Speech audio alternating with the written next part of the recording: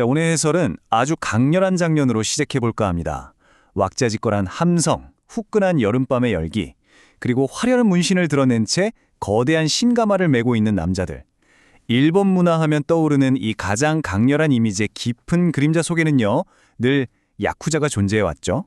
여기서 여러분께 질문 하나 드려볼게요. 우리는 흔히 야쿠자를 그저 일본의 마피아, 그러니까 단순한 범죄 조직 정도로 생각하잖아요. 근데 과연 그럴까요? 오늘 우리는 야쿠자라는 이 거대한 신화에 양파 껍질을 한 겹 한 겹 벗겨보려고 합니다. 그 안에는 우리가 상상했던 것보다 정말 훨씬 더 복잡하고 놀라운 역사가 숨겨져 있거든요. 자, 그럼 본격적으로 들어가 볼까요? 오늘 살펴볼 내용들입니다. 첫 번째, 문신을 새긴 그림자. 두 번째, 사무라이의 유령. 이어서 전후의 혼란, 경계지대, 그리고 마지막으로 희미해지는 그림자까지 이 순서대로 쭉 한번 짚어보겠습니다. 먼저 1장, 문신은 새긴 그림자입니다. 이건 단순히 피부에 새긴 잉크, 그 이상의 이야기예요. 일본 전통 문신인 이레지미, 많이 들어보셨죠? 사실 이건 에도 시대 장잉이나 소방수 같은 도시 하층민 문화에서 시작됐어요. 용이나 잉어는 죽음을 두려워하지 않는 기백을, 벚꽃은 인내를, 그리고 부동명왕은 충성을 상징했죠. 그 당시 하층민들에게 문신은 뭐랄까 아주 강인한 남성성의 상징이자 그들만의 자부심이었습니다. 그런데 여기서 정말 흥미로운 포인트가 나옵니다. 야쿠자는 이 문화를 그대로 흡수해서 완전히 자신들만의 것으로 만들었어요. 진짜 살점이 찢어지는 듯한 끔찍한 고통을 동반하는 전통 문신, 이 와보리를 견뎌내는 건 조직에 대한 궁극적인 헌신을 증명하는 의식이었습니다. 그러니까 개인의 몸을 통째로 바쳐서 조직의 깃발로 만들어버렸던 거죠. 이런 야쿠자의 정체성이 아주 여실히 드러나는 곳이 바로 마치리, 즉 축제입니다. 에도시대 축제는 그냥 종교 행사가 아니라 엄청나게 큰 거리 경제가 열리는 공간이었거든요. 야쿠자는 바로 그곳에서 노점을 관리하고 질서를 유지하면서 일종의 비공식적인 그림자 권력으로 활동했습니다. 축제 때 다 같이 신가마를 매면서 그들 특유의 전통적인 결속력을 사람들에게 쫙 과시했던 거죠. 자, 이제 시대를 조금 건너뛰어 보겠습니다. 2장, 사무라이의 유령, 메이지 시대로 가보죠. 현대 야쿠자의 DNA가 제대로 형성된 시기가 바로 이 19세기 후반이에요. 에도 시대 하층민 문화에서 출발해서 메이지 유신으로 신분제가 해체되니까 갈 곳을 잃어버린 하급 무사들이 대거 쏟아져 나왔습니다. 이들 중 상당수가 도박꾼이나 노점상들이 모여있던 지하세계로 쓱 흘러 들어가게 된 거죠. 참 아이러니하죠. 근대화된 일본이 내다버린 무사적 세계관이 야쿠자라는 이 어두운 주변부 공간에서 기묘하게 살아남은 겁니다. 이들은 스스로를 단순한 범죄자가 아니라 길이, 즉 의리와 체면, 그리고 충성을 위해 목숨도 바치는 무사들의 후예로 포장했습니다. 엄격한 상하관계로 묶인 채 말이죠. 그리고 대중문화는 이런 낭만적인 이미지를 아주 확고하게 만들어졌습니다. 타카구라 켄 같은 유명 배우들이 주연을 맡은 닌쿄 영화, 일종의 의협 영화들을 보면요. 야쿠자들은 말을 아끼고 의리를 위해서 칼 대신 주먹을 쓰는 현대판 방랑하는 사무라이로 묘사돼요. 대중들은 그 영화들을 보면서 이미 현실에선 사라져버린 사무라이의 낭만을 기꺼이 소비했던 겁니다. 다음으로 살펴볼 내용은 3장, 전후의 혼란과 세력 확장입니다. 이때가 야쿠자 역사에서 정말 중요한 전환점이죠. 제2차 세계대전 직후 당시 일본 사회는 그야말로 완전히 붕괴된 상태였습니다.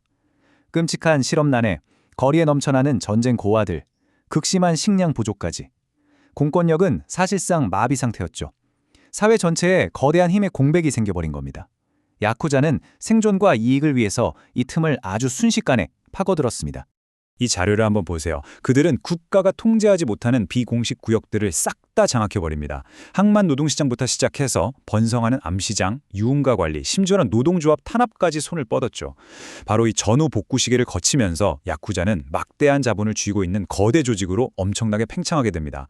이제 조금 무겁지만 반드시 짚고 넘어가야 할 이야기 4장 경계지대의 제1조선인 이야기로 넘어가 보겠습니다. 보시다시피 너무나 극명한 대비가 나타납니다. 밝고 공식적인 일본 사회는 민족적 배경을 이유로 이들을 철저히 배제했습니다. 아무런 기회도 주지 않았죠.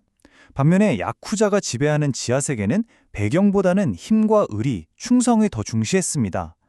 사회의 벼랑 끝에 몰린 이들에게 지하세계는 참 잔혹하긴 하지만 그래도 접근할 수 있는 유일한 생존 공간이었던 셈이죠.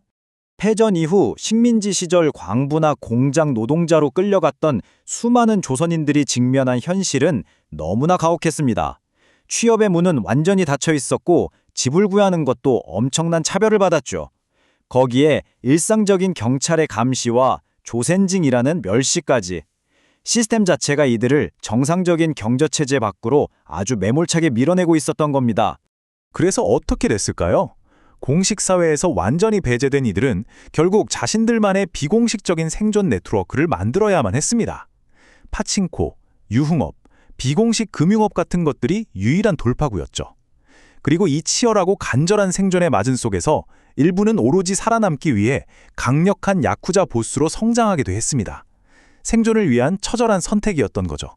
이 부분이 일본 근현대사가 가진 아주 깊고 불편한 모순입니다. 공식적인 일본 사회는 겉으로는 제1조선인들을 차별하고 배제하면서도 동시에 그들이 구축해놓은 지하경제의 힘을 두려워하고 또 은근슬쩍 이용하기까지 했습니다. 공식적인 배제와 비공식적인 필요라는 상반된 태도가 기묘하게 공존했던 그런 씁쓸한 역사죠. 자, 이제 현대로 돌아와 보겠습니다. 5장, 희미해지는 일본의 지하세계입니다. 여기서 가장 핵심적인 변화는 바로 현대의 법률 시스템입니다. 강력한 폭력단 대책법이 등장하면서 야쿠자의 숨통을 완전히, 그야말로 철저하게 끊어놓았죠. 은행 계좌 개설부터 부동산 계약, 심지어 핸드폰 개통까지 다 차단당하면서 완벽하게 사회적으로 고립되어 버렸습니다. 한때 그들의 권력과 결속을 상징했던 화려한 문신은 이제 사람들을 위협과기는커녕 쓸모없는 과거의 유물이 되어버린 거죠. 대중문화의 시선도 아주 차갑게 변했습니다. 기타노 타케시 감독의 영화 아웃레이지 같은 작품을 보면 알 수 있어요. 야쿠자는 더 이상 옛날 영화처럼 의리를 중시하는 낭만적인 사무라이가 아닙니다. 그저 돈을 위해 서로를 가차없이 배신하는 무자비한 이익 집단, 즉 현대 자본주의의 냉혹함을 보여주는 하나의 차가운 은유로 묘사될 뿐입니다. 자, 오늘 살펴본 내용의 핵심을 정리해 볼까요? 야쿠자는 우리가 흔히 생각하는 단순한 범죄 집단이 아니었습니다. 사실 그들은 일본의 눈부신 근대화 과정이 밖으로 내다버린 모든 것들을 고스란히 주워 담은 거대한 쓰레기통이자 소외된 자들의 살아있는 박물관이었습니다. 에도의 하층민, 몰락한 사무라이, 버려진 전쟁고와 그리고 소외된 제1조선인까지 이 모든 차별의 기억이 한데 엉켜있던 어둠의 공간이었죠. 이제 법과 제도의 강력한 통제로 인해 야쿠자는 결국 완전히 소멸의 길을 걷게 될 겁니다. 겉보기엔 아주 깨끗하게 소독된 현대사회가 완성되는 셈이죠. 하지만 여기서 이런 생각이 듭니다. 야쿠자라는 이 범죄 조직의 껍데기가 완전히 사라진 자리에 일본 사회가 애써 그림자 속으로 밀어넣었던 그 수많은 소외된 자들의 역사와 상처받은 기억들은 과연 어디로 행하게 될까요? 이 불편하지만 흥미로운 질문을 여러분께 남겨드리며 오늘 해설은 여기서 마치겠습니다. 함께해 주셔서 감사합니다.